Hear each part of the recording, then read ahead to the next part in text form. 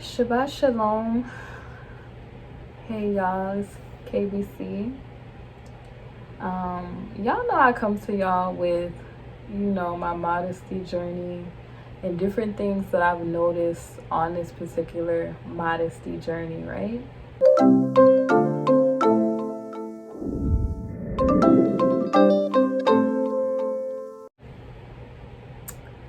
So let me know if you're an Israelite woman in the comment section below. Have you ever had these types of experiences when you are dealing with courtship and everything like that? Let me know if you've had these experiences, right? So the commonality that I've been getting as an Israelite woman that has a relationship with the Most High, because I'm not just a person that puts on like the outward garments and don't work on the inside. Like, I'm a person that's all about getting healing from, your past trauma, and you do that by gaining a relationship with the Most High, because only He's able to fill voids that you have. And in having these voids, it can mess up, I feel like, potential relationships, or just it could stop you from a lot of stuff. So when you don't get healed, that wound doesn't close or whatever. So, doing the self-work and just sitting back and noticing things. Now, the reason I'm mentioning this is because I feel like a lot of Israelite women and Israelite men do not seek the Most High to get healing. And therefore, that doesn't repair our relationship with one another. And this is why I feel like we butt heads so much. You feel me? Like, I really feel like, and I'm very, like, transparent with y'all. Like, I leave old videos of myself up, old, where it has, like, my old mindset. If I've, old, kind of like just where I was then, so you can see the transformation into now, because I think that that's important. Like I told you guys, I'm not a Christian. I don't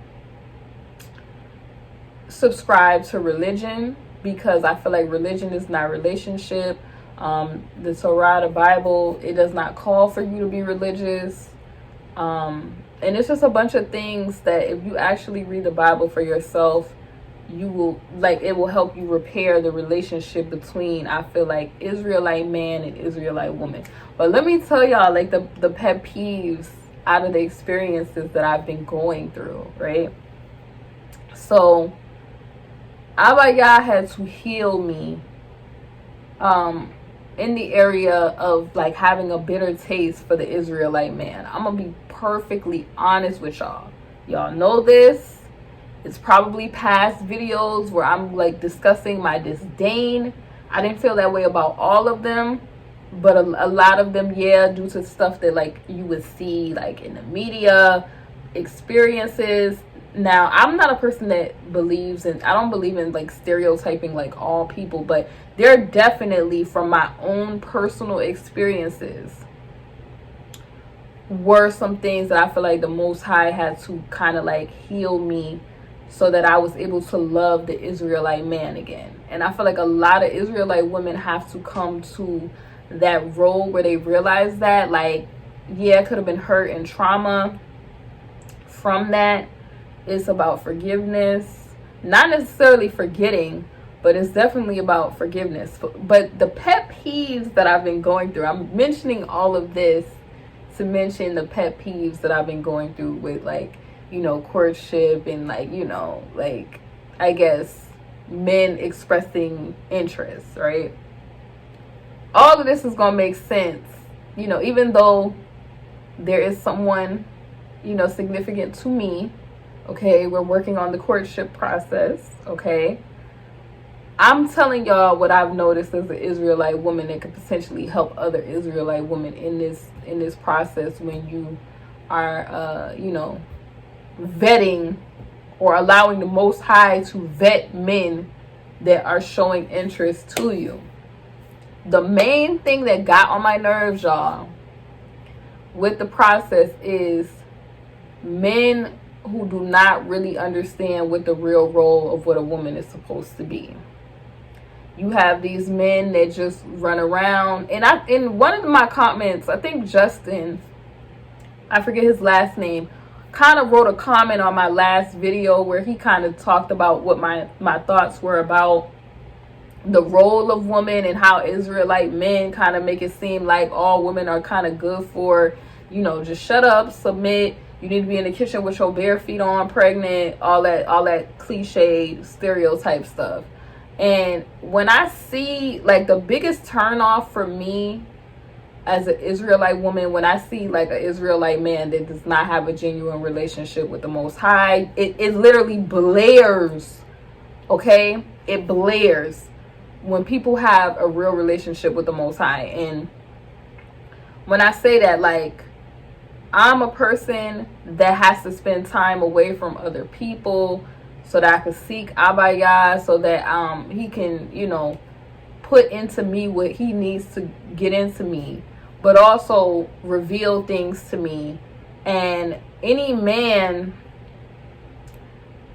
that wanted to, you know, that wants to court me, they would have to understand that, sweetheart, yeah, you're you, but I would never love you more than I love the Most High God. That's a commandment, that you're not supposed to really love anybody more than you love him. And honestly, what he says is going to trump any opinion that you have. Now, I love you, but you don't trump Abaya.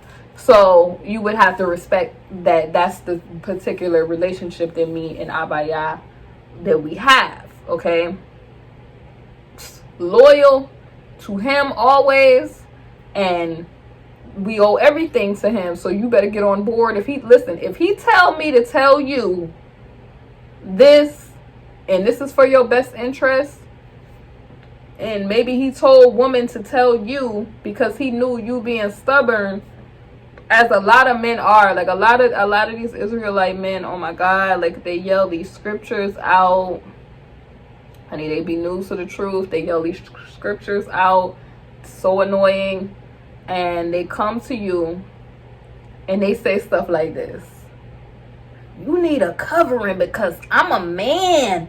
And I'm not saying that you do need a covering as a woman. I'm not debating what these men are saying, because women are not the head.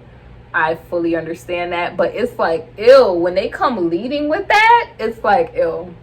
I'm just going to be honest. It's like, literally, it'll be like a guy that will come to me and come with all of these scriptures, and they only have a surface knowledge of the scriptures. You can tell there's no revelation there, because they're misquoting scriptures, or they're yelling scriptures, and they don't know the Hebraic background or the history for why that scripture is a scripture. You could tell they don't study for real. It's just that all they want to lead with is, I'm the man and I'm supposed to lead, and I'm supposed, like, just because you're a man does not make you the leader of everything, okay? Like, you may be the head of your own household, and that may be your divine duty, but that does not mean you are ordained as a king. That does not mean you are ordained as a teacher. That does not mean any of that, okay? You are responsible for thy household, okay? To lead your family in your own household, to regulate that household.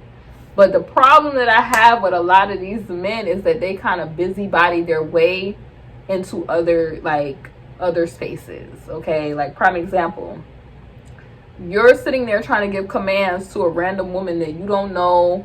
Yah has not released that woman to you to be your wife, or just trying to, they're trying to get submissiveness from women that are strangers to them.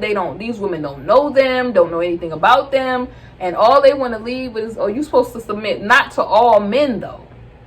Your submission is supposed to, it says, wives, submit yourselves to thy own husbands, okay? So if you are not my husband, you don't have the right to be sitting there telling me what I'm gonna do. And, like, these men are annoying. It's almost like egotistical.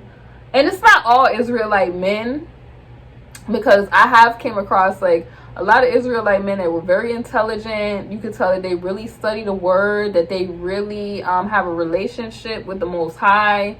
And because they're not arrogant, they kind of know, you know, what their role is. They know, you know, what a woman's role is. And they know, like, a woman is a man's helpmate, okay? That is what our role is. So in being a helpmate, right, y'all literally put Adam to sleep. Like, listen, I'm gonna work on this. I'm gonna help you, because this ain't good for you to be by yourself. Let me work on some things real quick. Put him to sleep, took a rib out, and then we have Grandmother Eve, okay? We were designed to help men, and I feel like the thing that annoys me about a lot of Israelite men is, like, it's an egotistical thing that you have to kind of, like, this is not all of them, but a lot of them, they feel kind of like inferior in a lot of areas. And you can tell because you don't need to scream and look like an idiot on a corner with a scripture for somebody to understand or have an understanding of what you're saying, right? You also don't need to be screaming at women that don't belong to you either. You get what I'm saying? It's a turn off. Like, let me know, ladies who are Israelite women, has that ever turned you off about Israelite men that feel like just because they're Israelite men that they're entitled to you and that you should just bow down to them and submit to them? Just like, literally, there's these guys that are in existence that do this. It's crazy. Or like coming up to you like randomly, like you just supposed to be their wife because they have found some type of interest. And it's like, no, our women get a say on if they find you attractive or not. Like, this is like, look, think about Isaac and that whole situation with that, okay? How grandfather was trying to find Isaac a wife, and the whole betrothal engagement process. Like, you go to the women, you know, with some gifts and be like, you know, listen, I got this, you know, my son, he looking for a wife, you know, he looked like this and this. These is his qualities. You down to ride or you to roll on out? Like, we could get this popping. Like, she was like, I'm with it. She gave her consent to that. She was like, I'm with it, right? Y'all remember that story in the Torah? So it's just like these men just be like, look, if I find you interesting, you just supposed to be with it to just be my wife and be with it. Like, and it's like, so where's y'all saying this? Did y'all tell me that I was supposed to be with you? Like, you just think I'm just supposed to be a part of your squad just because you feel like that? And no revelation was supposed to be given regarding that? It's just so crazy. And then it's like, oh my God, the Israelite men, they come to my page and they see that I have a relationship with the Most High because the stuff that I'm saying is making sense. Okay, they know the Torah. They know, you know, parts of some of them know, some of them can tell because they are very versed. Okay, some of them, they're just capped where they're learning from other men and the rest of this. Okay, so they'll come to my page, they'll lift things that I said and then be trying to tell me, oh, you need a man to teach you. Yeah, I have the man with the plan. Okay, the Most High Yah has taught me from birth. Okay, listen, and any man that he sends to me is going to understand my gifts. He's going to understand that I'm here to help and assist him, and I will use my gifts in any way to assist him, but also understand my divine role and duty in my you know, what I'm supposed to be doing for the Most High Yah and the family. Okay, like, it's just, let me know, ladies, like, have you had this problem with like men having an issue with your femininity and what your divine role is? Because it's like they kind of want to categorize your divine role into just being domesticated, but they don't understand. Like, if you read the Torah and you read the scriptures, our role was to cry out also for the men of Israel. Okay, Yah knows that they're out of pocket. This is the reason why a lot of the women are out of pocket. It's like if the head if the body is walking around without the head, because the head off the chain, then of course the women is going to be off the chain. And this is why Yah made a lot of provisions and has a lot of grace going at this time period. Now, I don't take Yah's grace for granted. You still need to get yourself together, because you don't want to trample on what Hamashiach has done for you, okay? That means that in your mind, just because he knows that you're going to sin and that we were born into this world of sin, that doesn't mean that you should be acting like you have a free pass to do it. You should be thinking in my mind, oh, no, I shouldn't have did that. Oh, Yah, please forgive me. Like, you should be, like, it should be a reverential fear of the Most High Yah. That's how I look at it. To stop you in your mind, like, you think, oh my God, is my dad looking? Is my father looking? I done did this. Like, you should be thinking, like, to be remorseful about doing certain stuff, not practicing it like, oh yeah, like a lot of people in Christianity, they be like, the laws is done away with. We could just do whatever we want because we saved by grace. That's a lie. And it's gonna, the wages, that's why I say the wages of sin is what? You know what it is. Come on. So it's a cost for that. But I just wanted to have this quick, get my thoughts going, because